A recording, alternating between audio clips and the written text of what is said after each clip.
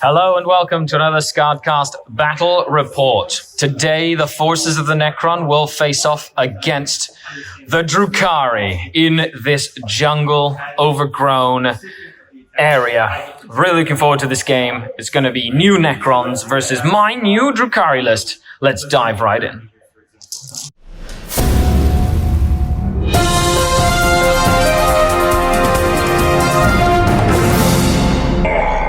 The Dark King. We're here at the lab playing Warhammer 40,000. Today's game is Surround and Destroy, mission 21 of the GT mission pack. 2,000 points of Necrons, new Necrons, all OBSEC, lots of warriors, lots of guns, lots of Satan stuff versus New Forge World Drukhari. My list essentially with New Forge World stuff. Okay. So let's dive into the armies. Let me know what you think down below and strap in for this ride. And here we have 2,000 points of Drukhari for the battle report. This is another new list concept that I've been developing with Dustin from Stud or Scrub. He's been my main soundboard for this, but it's based off my original list. Just switched a few things around, essentially to make it more efficient. But it is a triple patrol list. The first patrol is Cabal of the Black Heart with Drazar, who is the warlord for the whole army. An Urgul, 5 Cavalry warriors. I forgot one at home, so I'm using an old Archon. 5 Incubi, and the Tantalus is Cabal of the Black Heart as well. Or you can substitute that in for 2 Ravagers if you want to do that instead. Then I have a patrol of Dark Technomancers, Masters of Mutagen, Coven, with a Homunculus with a Hex Rifle and an Electrocorrosive Whip. 3 units of Rax with Hex Rifles as well. 2 more units of 5 Incubi, and of course 6 Venoms, because there are 6 infantry choices in that detachment. And then 2 Reapers. Brand new Reapers with the new Forge War rules. Of course, more expensive, but a lot more reliable at doing damage against heavy targets. Last but not least, a Cult of the Red Grief Witch Cult detachment with a Succubus with an Archite Glaive, a unit of 5 with a Phantasm Grenade Launcher, and of course 4 Reaver Jet Bikes with 1 Grav Talon, 1 Heat Lance. That's probably, about 70 some points that I'm, a very not married to in this list. So with that, let's dive into what the Necrons have brought for this game. And here we have Danny and his 2,000 points of Necrons. This is 2 detachments. We have 2 Satan in here. We've got lots of warriors. Holy moly. Danny, take it away. What have you decided to crush me with today?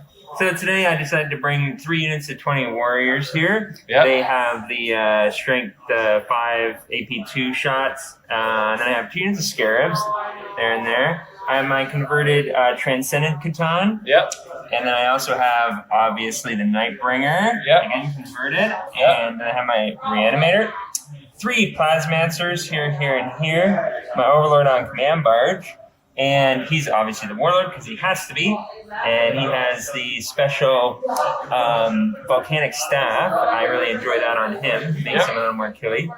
And then I also have an extra relic, and I put it on one of the Plasmancers, just say this one, and he has the Veil of Darkness. Yep. And that is it. So for my code, I have a custom code. I have an extra 3-inch range to all my weapons, and I count as objective secured for all my units. So all units, well, except for, of course, stuff that's, And then, of course, we've got extra range. So then only 12-inch Assault 2. Now they're 17-inch Assault 2. Yep. So makes them a little killier as well. So with that, let's dive in to the mission. And here we are after deployments. I made Danny deploy first.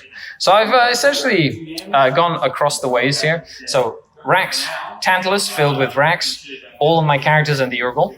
And then I've got Reaper, Incubi, Reaver Jet Bikes, Incubi, Reaper, Witches, Incubi, Rax, and then in Deep Strike I spent a CP to put my 5 Cabalite Warriors in there, because I did take, so my secondaries are engaged on all fronts, so I have to try get in there. I'm taking Scramblers, which is a standard, and he does have a lot of characters. So I picked Assassinate. I know it's going to be hard to get. However, after the experience that I know playing Necrons, characters are actually easier to kill for me than 20 Necron Warriors. So, so here's hoping, here's crossing my fingers that I can actually get some points. He's put Scarabs, Reanimator, Warriors, Plasmancer, the Transcendent, Plasmancer with the Veil of Darkness, Warriors.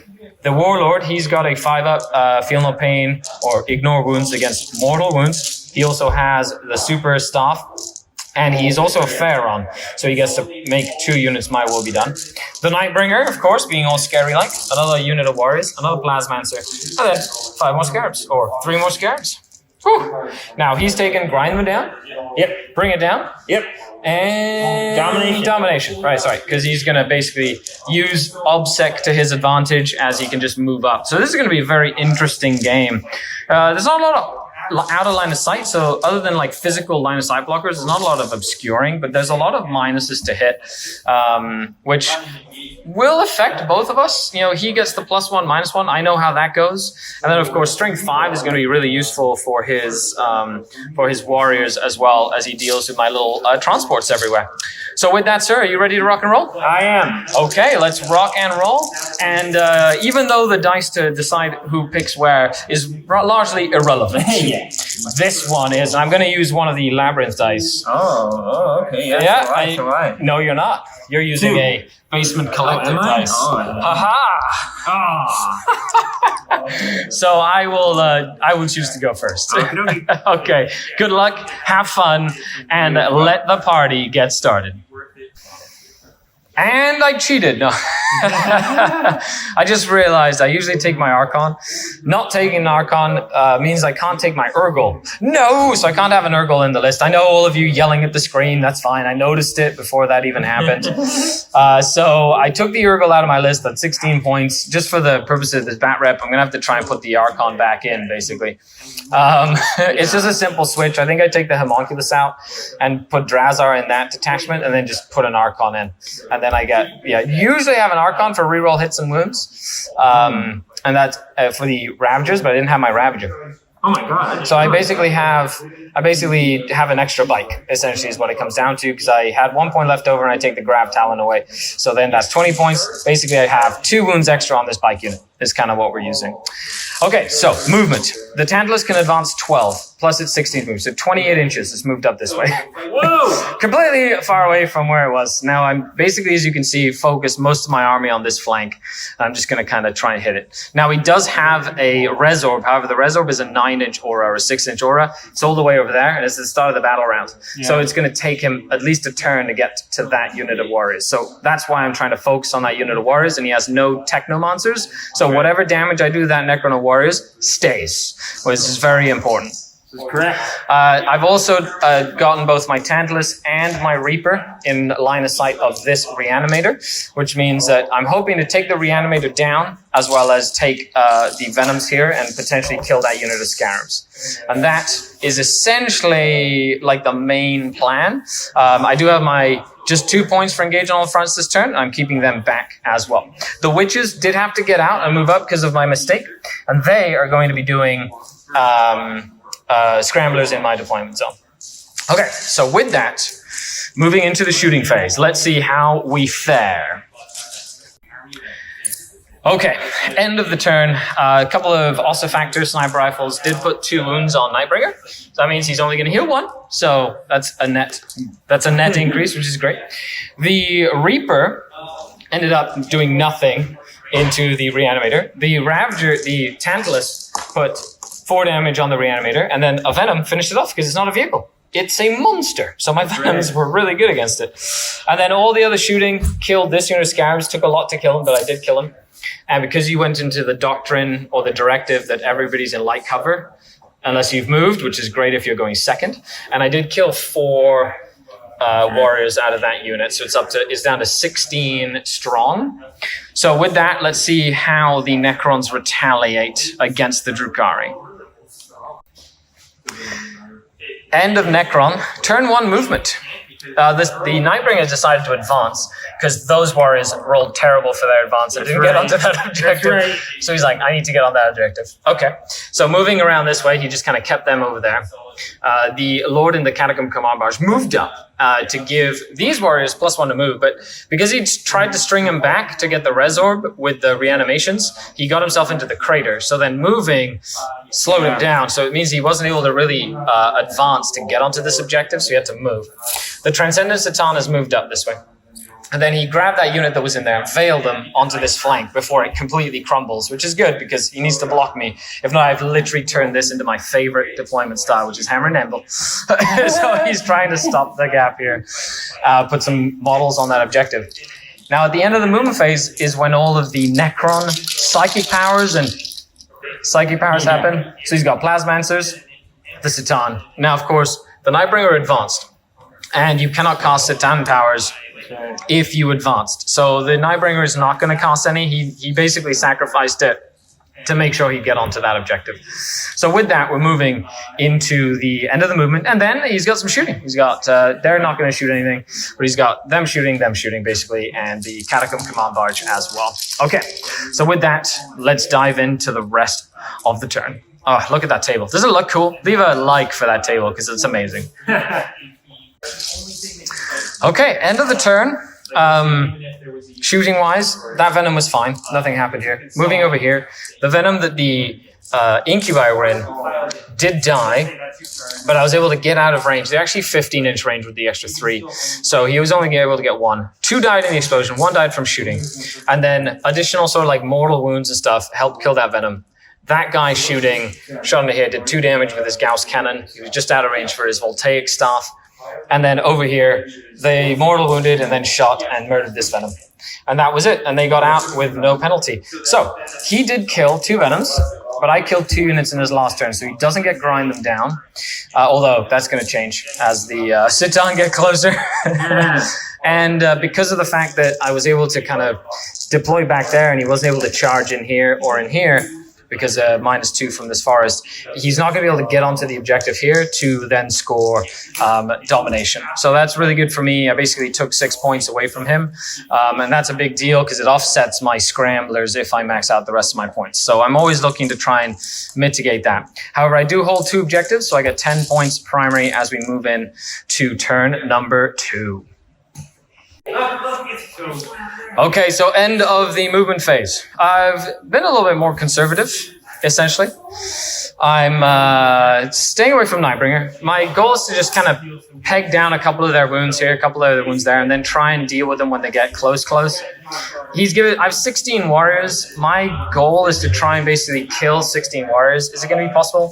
We'll see. I did put up some Incubi there, basically to deter him from advancing closer. But if I do decide to shoot at them and kill them, he's got the orb. So if I go for it, I have to kill them outright. So I've got all these venoms, the Incubi, the Racks moved back into the empty venom. The Witches have moved up because they have the +2 to their movement drug. They're able to move, even with the -2 here. And then with an 8-inch move, they're able to clear the 6 inches from my deployment zone. So they're putting scramblers down in my zone. And then he went into the directive of fall back and shoot, basically. So I can't tie him up in combat. It's a fantastic time to put it in. I was hoping that he hadn't picked that one for turn 2, but he did. And based on how he kind of like comes at me, that's interesting. So I'm just basically moving my Firebase back, move them back, still have the Kabalite Warriors and Deep Strike Reserve. So, I'm essentially just going really heavy into this flank here, hoping to break it before he can bring his army around this way. Okay, so with that, let's dive in to the psychic phase. To the shooting phase. Shooting phase. This venom started off the festivities by putting 3 wounds on the Nightbringer. Basically, he's going to go up to 6 now, but now he's 6 from 9, and he still has to get closer. So I'm hoping that by the time he hits my lines, I can deal with him in a single turn, which is important. Then over here, I did put 3 wounds on that Transcendent Satan with the venom. But believe it or not, all my shooting going to these warriors only netted 7 warriors killed. Crazy. It was nuts. The amount of reanimations they did was bonkers. I did roll on. It was crazy. Like I'd do 6 dead. Like the Tantalus killed 6. He pauses 4 reanimations. Oh my gosh. It was that kind of. It was great. But he did kind of move back, exposing his Plasmancer. So the Incubi charged in, killed the Plasmancer because I have Assassinate. He tried to get back up, and I decided to Vect to get back up. Yeah. Just to stop him from coming back, giving me points, basically. Yeah. On this side, I decided not to engage this unit of warriors. This should trigger the Resurrection Orb, I would assume. Which means, at least it's not the Super Orb, but he is going to get to roll 1 for each model. And then, if you're doing the math in your head, he lost morale, and he lost a model from running away. So he lost 2 more, but they still get to reanimate as well. Okay, so with that, and my second Scramblers, we're moving on to turn number 2 for the Necrons. Let's see what they can do as we move into the mid-game. End of the movement phase. The Satan just moved up his 8 inches this way. Boop. Basically, ignoring vertical distance. They advanced 3 inches, so they moved up. Still kind of out of range of that, so they're pretty much useless at the moment, other than taking an objective. That's not totally useless, as he does finger guns at them. The Transcendent Satan has moved up this way, as well as these warriors, because of my move block, can't really easily get this way, so they're just hunkering around this way. And then they did fall back because of the moving around the terrain and ending in the terrain. They moved 4 inches with their fullback and the Lord there, so they just kind of huddled around this way, ready to murder them, or hopefully murder them. And then he's just moved back that way. So with that, we move into the movement phase. There's 1 less Plasmancer. Yay. Damn. But other than that, he's got some mortal wound output starting to pop out now as we move into turn number 2. End of the turn. Okay, so that Venom's fine. I did lose all the Venoms in this corner here. And I almost lost that entire unit of Rax. They got out of the transport, then got charged. 3 more died. He survived, but he's now surrounded with an insane courage. That's right. The Incubi that were here got charged by a Transcendent Satan and murdered. Barely. And then these Incubi over here almost survived against the Overlord. That's right. But they died, so that's sad. Okay, and over here, the Nightbringer rolled a 12, an 11-inch charge, made it into that Venom. The Venom did put 2 wounds on him for his troubles. That's right. With Overwatch. So he's only got 4 left, and he's got 7 left on that guy. So with that, and I was able, because he wasn't able to kill it with shooting, he killed the Venom in close combat, and then the Incubi got out and contested that objective to stop his domination again. No. So, but it was in between him killing these Incubi and then potentially putting 2 Satan on here to then potentially, if one died in the explosion, taking that objective. Yeah, I think I did the right decision. Yeah, and I blocked off all of his movement with the Incubi and stuff, so he couldn't really get to there except with this. So I was playing to block him to stop that domination, just because it's the only thing that I have to stop him. He did grind them down this turn, however, so we're back into the fold, and with that, we're moving into turn 3 for the Drukhari. Okay. End of the Drukhari movement phase. This Venom over here hasn't really moved, just staying there, basically, as far away from those warriors as possible. Just 5 points every turn, unless he takes it away from me, basically. Right.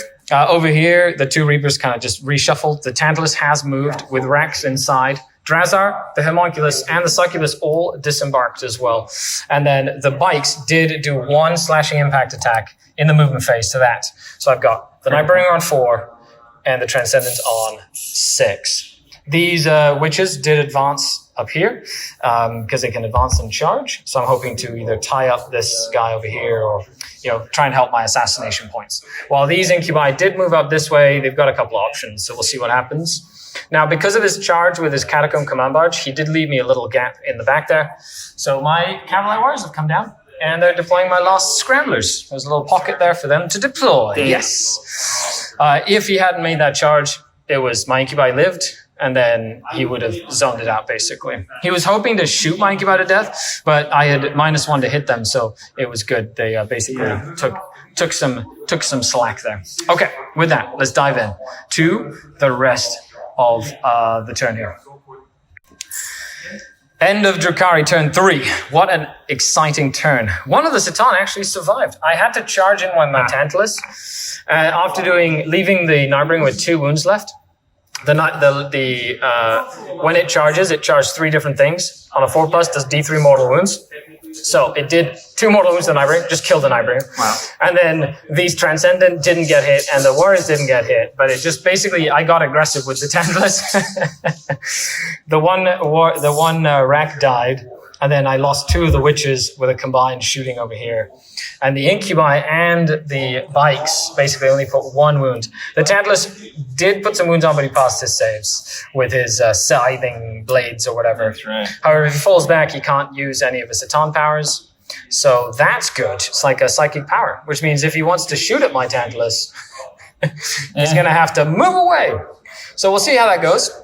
I do have the Witches here, which also means that they might just stay put anyway. And if they can't go anywhere, then he can't shoot me at all. So it's all up to combats, basically. So with that, let's dive in. I'm glad the Nightbringer's dead. I basically skirted him from all the way on that side, all the way over here. My characters did get out. They're exposed right now. But I did get my Scramblers, which is great. So with that, we're moving into turn number 3 for the Necrons. And it's coming down to the last part of the game here. And here we are after turn 3 movement. These warriors have sort of advanced, but they've sort of conga lined up. They are really squished together, so they're incoherency. Can't really get onto this turn, but he's hoping to get onto that next turn. And then the Scarabs have basically moved up to go and try and kill some Cavalite warriors. He decided not to fall back over here, basically just going to use the mortal wounds. He feels he needs everything he can. And he's sending the Catacomb Command Barge and the warriors in aggressively as well. So with that, let's dive in to the end of the movement phase where he's got his little Plasmancer stuff and whatnot as well. End of the turn. Okay, so that guy took 2 wounds from just sporadic shooting. All my Cavalite warriors died to shooting. But we do have in combat, he just got close enough to Drazar to shoot Drazar with the Catacomb Command Barge, put 5 wounds on Drazar, then did 1 wound in close combat on Drazar, and basically 2 damage. So he got Drazar in combat, sadly but surely. He did kill my Witches. However, I did kill a Transcendent Satan with a well-placed hit from the Clavex that survived the warriors back here, which is crazy. So we're moving into turn number 4. I do get 10 points for the objectives. So you get his domination, but with the sun setting, we're moving into turn 4 for the Drukhari. And here we are after the movement phase. So this Reaper moved up basically to shoot that. The Rax got out of the Tantalus. The Homunculus got into the Tantalus. The Succubus moved out as well. He is an assassinate target, so I'm gonna try and do some damage there. This Reaper just has long range guns, so we'll see what I can do there. And other than that, let's move into the shooting. There's not much left. This Venom just stayed over here, and that's about it. So hopefully, we'll see what happens. What do you think will happen? Oh no, we're running out of resources here. I think you're gonna die. Okay, so at the end of the turn, he's left with 2 wounds alive, so he's going to go back up to 3. I wasn't really able to do much damage here, and he got lucky and killed 3 of my Racks, which does mean he has 1, 2, 3, 4, 5, 6, 7 models against my 1, 2, 3, 4, 5, so he will hold that objective. That's a big deal as we move into the end of the game, because he now holds 4 objectives, which is more, so he's going to get 15, and in such a tight game, a 15-point primary is going to be massive. Okay, so with that, let's dive in to turn number 4 for the Necrons. Let's see if I can hold out. But with that swing, even a small swing like that, it's going to be a hard game for me to come back from. Okay, so let's dive into the rest of the turn. End of the movement phase. He was able to get 3 models onto that objective with a 6 advance. The best he could have rolled for that. So he got on there, which is exactly, he needed that. If not, it was only 2 models that got onto that objective, which was a big deal. The Scars went back there. The Plasmancer went back there. They all stayed in combat because you can shoot in combat and stuff with the tank and just fighting, basically. So let's see how this settles up towards the end of the game here. Okay, so end of the turn. What a crazy turn of events. He did shoot the Venom. It died. It exploded to kill a warrior, but then 2 of my Racks died. So even if he wouldn't have made that, even with 2 guys on there, he would have still taken it. So sad.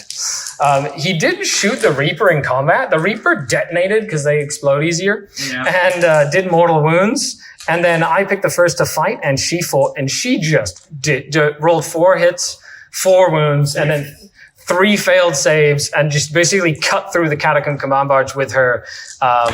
She has the relic of the Bloodglaive relic. So that's actually been fantastic. I've really been enjoying that. And then the Tantalus killed the last 2 warriors that were left. So I actually have 10 points. What? Crazy. I do go up to my second command point because I saved it up for one reason and one reason only. And that's to allow my Tantalus to fall back and act as normal this turn. So I'm going to come in with a Tantalus. And Danny has 0 CP left, which is, great. It's clutch right now. So let's see what we can do as we move into the end of the game here, which is super exciting. It has come down to the wire. So but they're just going to move out this way. They can't really stop. I can't really stop him from scoring 45 in primary. He already has 35, and he's going to get these 2. There's nothing I can do about that. So in that case, even if he holds more, even if he gets 15, doesn't matter. So they're moving back. I'm putting a sniper rifle to see that Plasmancer over there. This Reaper moved up. It's going to stay in this half of the table for engage on all fronts. And then I've got this Homunculus is basically moving out this way. He's probably going to put a sniper rifle shot into that Plasmancer. He moved back. My aim here is to shoot those Scarabs to get them off that objective so that he has to try and hold this one again for Dominate, to stop him from scoring Dominate. So I'm essentially going to basically charge in with the Tantalus and block off the distance so he can't move around, or makes it harder for him to move around, using the Reaper as sort of like a blocker. So basically just tucking the Tantalus in here and making like a wall. If I can do that, I might be able to squeak it by just a few points. But I'm basically just trying my best here. And then going for my assassination points. So I have to kill one more of the characters. So here's hoping. Okay, as we move into the final turn of the game. I hope you're ready for how close this game was. Okay, so they shot, they moved, they shot, dead. This is a full recap at turn 5. He wasn't, even with an advance of a 6, he couldn't make it onto that objective. So he had to fend angle his way. I just couldn't close the gap. And with me attacking him first, and then reanimation coming, he was able to string himself around and then get onto that objective, giving him domination for the turn. However, because I killed 3 things last turn, the Scarabs and both Plasma Mancers, he wasn't able to get his grind them down, which was a big deal. And over here, he did get domination. And he maxed out his primary. But he wasn't able to kill any more of my tanks. So he only got 14 points for primary. So let's break it down. I only got 40 points for primary. I got 11 points for engage because I only doubled up once. That's right. And then I did get 15 for assassinate. Yeah, that's what killed me. That was a big deal for me. He got 45 for primary. He got 14 for bringing it down. He wasn't able to get grinded down on the first or last turn. So, oh shoot, he actually got 9 there and 9 here. Oh shit. What are you saying? Oh shit. I believe I just mathed it wrong. Uh-oh. So that's 77 points for the Necrons. What?